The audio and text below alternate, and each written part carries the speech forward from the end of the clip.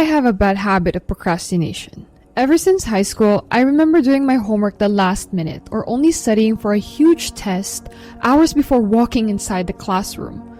In college, I remember writing an 18-page paper from scratch the night before submitting it.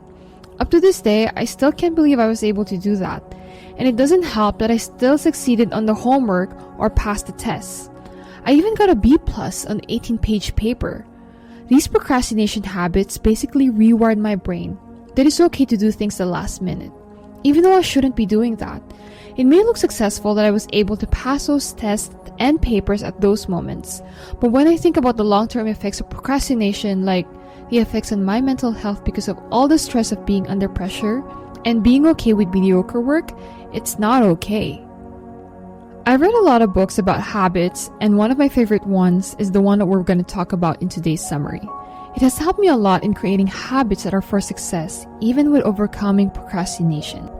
If you have bad habits like me and want to improve or continue to improve good habits you already have, then stay until the very end because this book summary is really powerful. Ever since reading this book, I was able to create a successful routine for different parts of my life: career, self-care, relationships, and more. Of course, I'm human and there are times when I slip to old bad habits and just don't feel like following my routine. But that's what I love about this book. It talks about the resources we already have so we can get back on our feet. In this summary, you'll discover the steps and techniques to get rid of bad habits and adopt good ones. Do you want to break bad habits? It's indeed hard to break old habits and replace them with better ones. But that doesn't mean it's impossible. With the right approach, anything is possible. Stay tuned as we run you down through Bad Habits by Jen Sincero. In this book, you'll learn what impact a habit has on your own identity. How do you set healthy boundaries? How to maintain a new habit, and much more. Also, make sure to like and subscribe. Chapter 1: Who you are in the habit of being.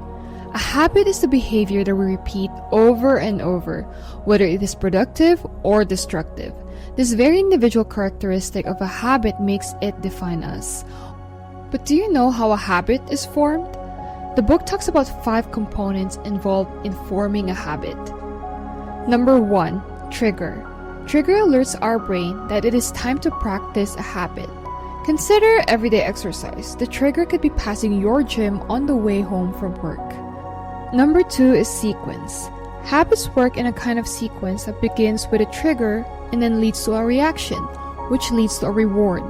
Continuing the exercise example, the response would be to hop on the treadmill for 40 minutes, and the reward would be the endorphin surge and sense of accomplishment. The third one is repetition. At first, when you are trying to adopt a habit, repeating that habit from time to time requires both mental and physical effort, but with time, it will become your second nature. Number 4 is ease. The easier something is, the more likely you are to do it. Number 5 is patience. Forming habits takes much more than you realize. If you religiously stick to them, soon you will find yourself forming a new habit. With time, we start practicing habits unconsciously as they become part of our nature.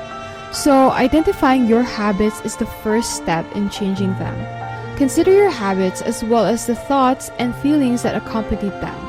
For example, I'm addicted to sugar. There was a time when I would even eat a spoonful of brown sugar when no one's watching. The book says to try to identify the time when you feel sugar cravings. For me, it's when I'm working and I'm feeling tired. That's when the thought of eating sugar comes up. Your thoughts are so powerful. In the book, Jen Sincero said, and I quote, "Our thoughts become our words become our beliefs become our action become our habits, and our habits become our realities." Next, move on to see if the habit brings any benefit to you. We all know the answer to this. There is no health benefit in eating too much sugar. I just think of my body in a few years. Is this the body that I want to be in? How about emotional benefits? How would my confidence feel if I get sick or if I can't fit in the summer dress I want to wear? When you become aware of your habits, you will have the ability to change both your behaviors and your perception of yourself intentionally. If you're a sugar addict, For example, stop viewing yourself as a stressed out sugar addict and start seeing yourself as a new person who eats responsibly. Once you accept the concept that you're a new person, it will be simpler to quit your bad habits. Chapter 2. In the second chapter of this book, Jen Sincero talks about healthy boundaries and how those boundaries are the unsung heroes of successful habits. Habitually setting healthy boundaries lays the groundwork for all other habits. Let's suppose you want to become a good manager. You might consider setting clear boundaries by defining your expectations, providing guidelines, and allowing your staff to thrive without you hovering over them.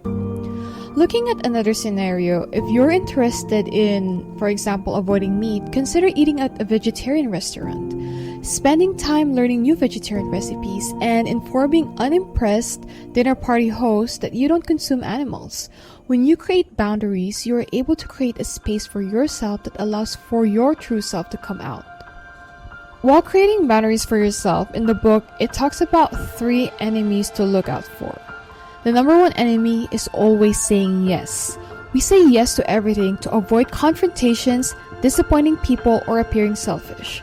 Number 2 enemy is always saying no. We often tend to say no to everything in fear of being noticed or being a disappointment. Number 3 is trying to take control of others.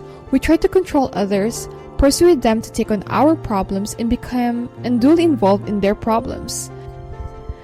Being clear about who you are and what you are available for is not selfish.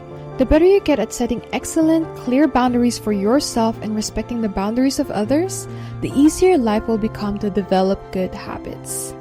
Chapter 3. Shape-shifting into the new you. In the book, it says that following what you really want is the best way of keeping a new habit. Please make a list of habits you want to establish and then question yourself why you choose those habits, other than their logical aspect. Consider what you like about starting the new habit. For example, you want to establish a habit of eating vegetables. Now, if you continue this habit by thinking about the nutritional value of vegetables, you're most likely to fail. Instead, if you want to establish a habit of eating vegetables because you like to eat them, it will be tough to keep your new habit if it does not correlate to what you desire to become. Finally, it is natural to have slips and failures that cause you to doubt the adoption of a new habit.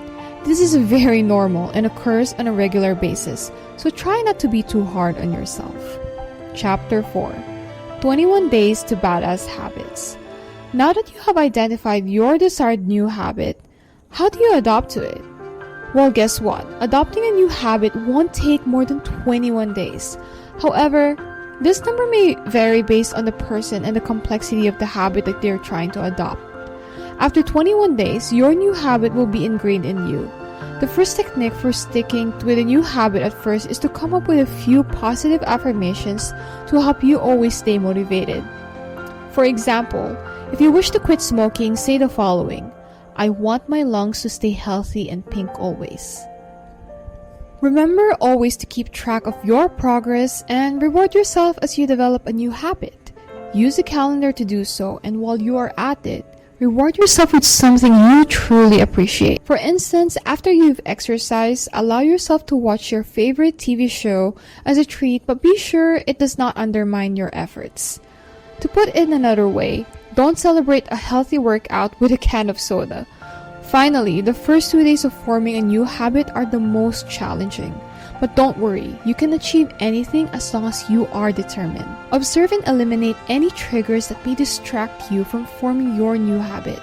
If you want to lose weight, for example, remove alcohol from your refrigerator and keep a gym bag available for the next day.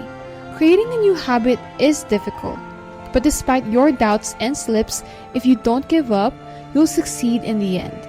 Maintain a positive attitude and be proud of your accomplishments on the road to success. Chapter 5. The Audacity to Be Yourself. Forming new habits isn't about being flawless. It's all about growing better and being a better version of yourself. Don't be too picky and don't overlook the vital things in life. For example, just because you desire to gain muscle and go to the gym in your leisure time does not stop you from meeting your friends. Adopting a new habit is not about being a perfect machine, but about becoming more of who you are.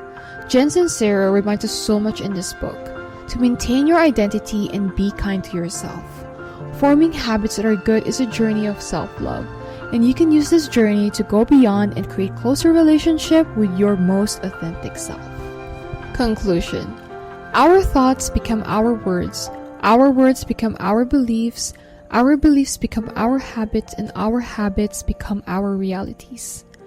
This quote from the book can be said to be the complete representation of what it stands for. Badass Habits is an excellent book for tackling a new habit or changing a bad one for a better one in 21 days. It's ideal for a new year, a new me, but it's also one of those books that you'll want to keep with you all the times. With that being said, let me summarize and remind you again the important tips from the book in a few sentences. The first step to forming a new habit or leaving an old one is to identify it. The next step is to create healthy boundaries to ensure you can better practice your new habits. Moving on, it is necessary that you have a solid purpose for building a habit. Otherwise, you will be unsuccessful. Lastly, it is time to form a new habit. For that, you must follow the 21 days plan. Remember always to preserve your true self even if you develop new habits. I know that if you stay true to yourself and remain committed, you can definitely get the results that you want. So, what good habits are you going to start incorporating in your life? What bad habits are you willing to drop? What information from this summary will you use to develop those good habits? Write a few of your goals in the comment section below. With that being said, this brings an end to this video. I hope this summary was beneficial to you. Also, let me know suggestions on other books you want me to summarize. Make sure to like the video and subscribe to your channel. See you in the following video.